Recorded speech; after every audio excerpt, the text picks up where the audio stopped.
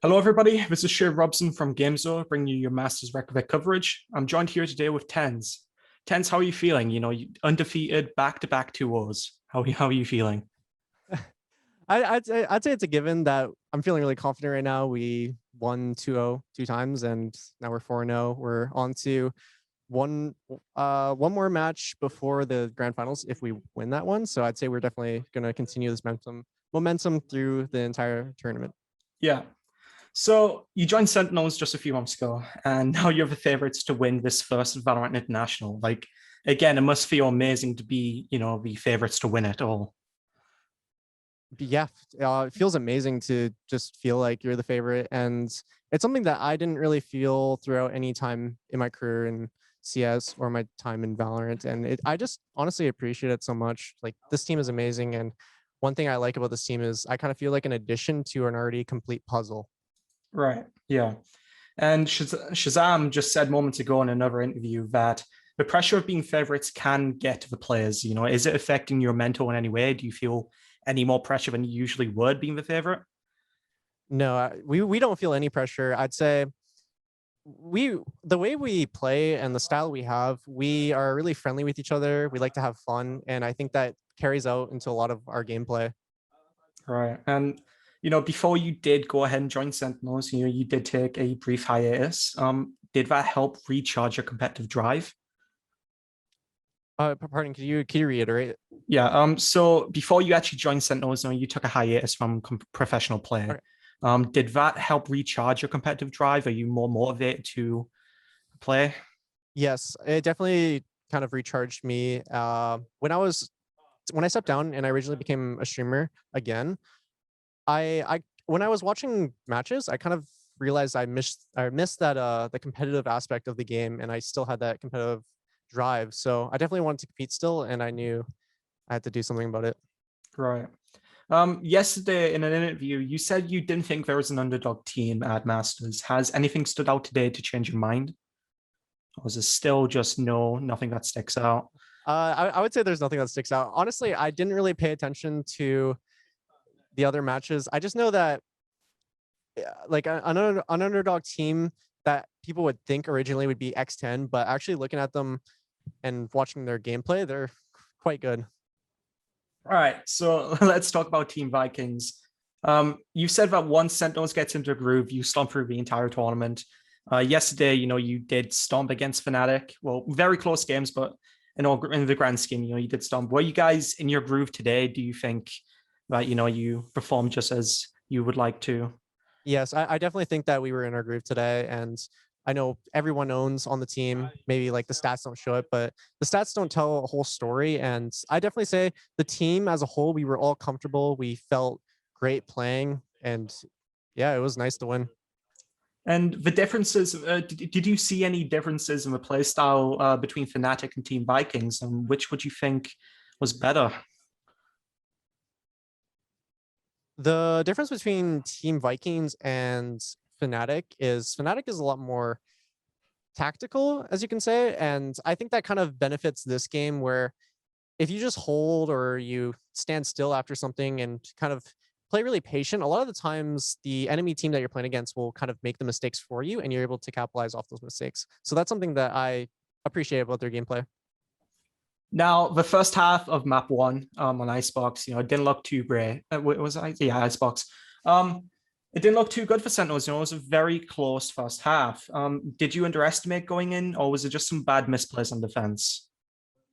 We definitely made some misplays and stuff that we could have tightened up to play better as a whole, but I would say we were playing with confidence at first. I know I got first picks a few times, but I was in my groove and I was feeling really confident. And then I know Stacey, he kind of owned me a little bit and kind of made me play a little bit more passive and tighten it up. Yeah, on defense, we saw an incredible Marshal play again. We're not seeing many players actually buy Marshal. Looking at it, do you think people are underestimating the second round Marshal buy? Yes, This, people definitely underestimate it. It's really good if definitely like if you farm the ecos and then it carries into the next round, you can still like hit shots like headshots. It's easier to use than you would think, and I just think a lot of players aren't actually taking the time to learn the weapon. right. Um, on the first map, Team Vikings only took 2 rounds in the second half on attack. And then in map 2 also, it seems like Team Vikings attack is just lackluster, taking just another 2 or 3 rounds on attack. Did you spot any issues that Team Vikings could work on to better their attack? It's hard for me to say, since that is something that has to be worked out in the internals of Team Vikings. I think that really it came down to us playing really well on our defense side. Right. So, towards the end of map 2, Team Vikings started having a little bit of a comeback. And then from what I saw, that came to an end due to their over-aggressiveness on attack. At any point during those last few rounds, were you still confident that you were going to take it home? Or was there a moment where you got a bit worried? Yes, we were really confident. I'd say one thing about us is, yeah, we have fun, and especially when we're in the lead, when we're 1 point away from winning the map, and there's a few rounds that we can kind of spare. We like to just kind of play around a bit, and I know it can be a flaw at times, but I think it really adds to the friendly and fun environment that we have. Yeah, I mean, towards the end there, you were loving your time on the operator. Got some great 3Ks. So you play the same composition as you did yesterday on both maps. A lot of people like to say that if it's not broke, you don't need to fix or change it. Would you agree with that? Yes, I would say that staying to what works really helps, and I don't really think you need to change anything unless you're really losing. And that's one of the reasons why losing is really important, is we're able to kind of work out what flaws we have in our gameplay and refine them even more. All right, and I saw your tweet just before this interview respecting Stacey. Was there a specific play that made you tweet about him? Dude, every single time I peeked Stacey, he owned me. So like I would try to go for a peek and he would just be ADS with a bulldog and instantly destroy me. Or I'd try to get a little bit over aggressive and gain some confidence with some kills, and he kind of put me in my place a little bit. Yesterday, Stacey said that he's scrimmed against Sentinels a few times. Was there any difference between the scrims you saw and the actual games? No, that's one thing I really appreciate about Vikings. They actually played the exact same way as they do in scrims, as they do in matches. And sometimes a lot of teams, they can be called scrimmers because they play really well in scrims, but are not able to kind of carry that over to matches. So it's really cool that Vikings, they were running their same stuff, and they were obviously working out flaws in their gameplay. They're trying to like see what works, what doesn't work, and it's great to see. Right. We'll get into a few personal questions here. What do you think of the EU solo queue? How does it compare with NA? I did see that you hit Radiant just a few days ago. Would you say there's any difference? Um, I'd say that the EU region is definitely more competitive than the NA region, and in the Immortal rank, it kind of shows that competitiveness can kind of lead to some toxicness at times due to just that pure like desire to win. Right. On stage, there's been a lot of technical pauses. Do you think that the conditions are really that bad, or is it just teams just trying to get a few moments break? I think the tech pauses, sometimes it's miscalls. I know that there was a tech pause in the middle of Haven when we were up like 11 something, and it happened because someone's keyboard got stuck and the admin paused it. So I think there was some miscommunication there, and it was just like a 1 round thing. It must be exhausting for players, having to play quite late into the night. I mean, last night, I was up until 3 a.m. trying to cover everything. Then, of course, having to do the interviews and getting back to the hotel, is this an issue? Are players, exhausted? Would you say it's affecting anyways?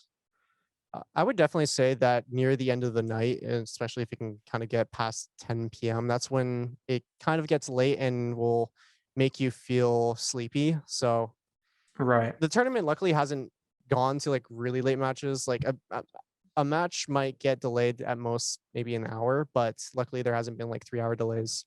Someone on Reddit pointed out yesterday that the performance on stage with computers, they're not the best, and I think you even mentioned it on a stream with I forgot who it was. Is the performance, the computers, are they ruining any experiences?